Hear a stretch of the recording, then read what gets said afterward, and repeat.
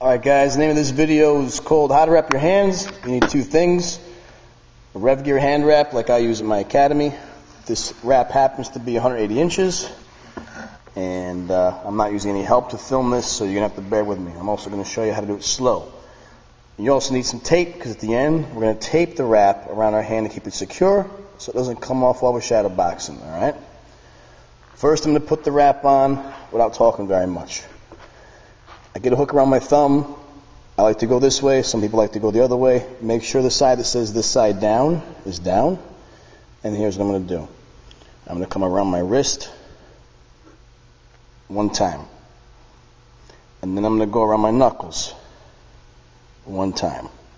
I'm going to go back around my wrist and then my knuckles. And then after I've done this once each time, next time I come around, I'm going to hook my thumb like this. Alright? After I hook my thumb, I come around my wrist one more time, and then I'm going to address the fingers. I like to pick the index finger first, and when I'm done with it, I go around my wrist once. Then I go middle finger. And then I come around my wrist the other way. It doesn't matter which way you go, I just do what I like to do, okay? So don't get caught up on the particulars here. Come around the wrist again, and now I'm going to pick the pinky knuckle and come back around the top.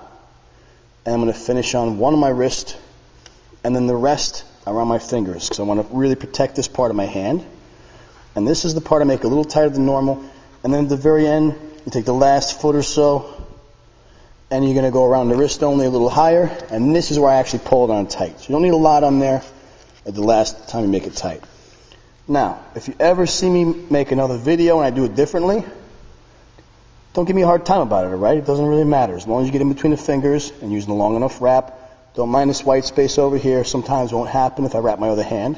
And here's the final part. I take a little bit of tape. My boxing coach likes to use good old-fashioned duct tape. I like to use this because it was in my first aid kit and it was available. And what I do is I'm just going to come around here where the Velcro goes on. I go around my hands once and up this way.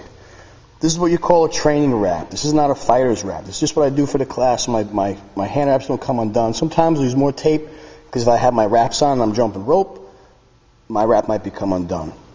And then my hand is nice and tight and protected.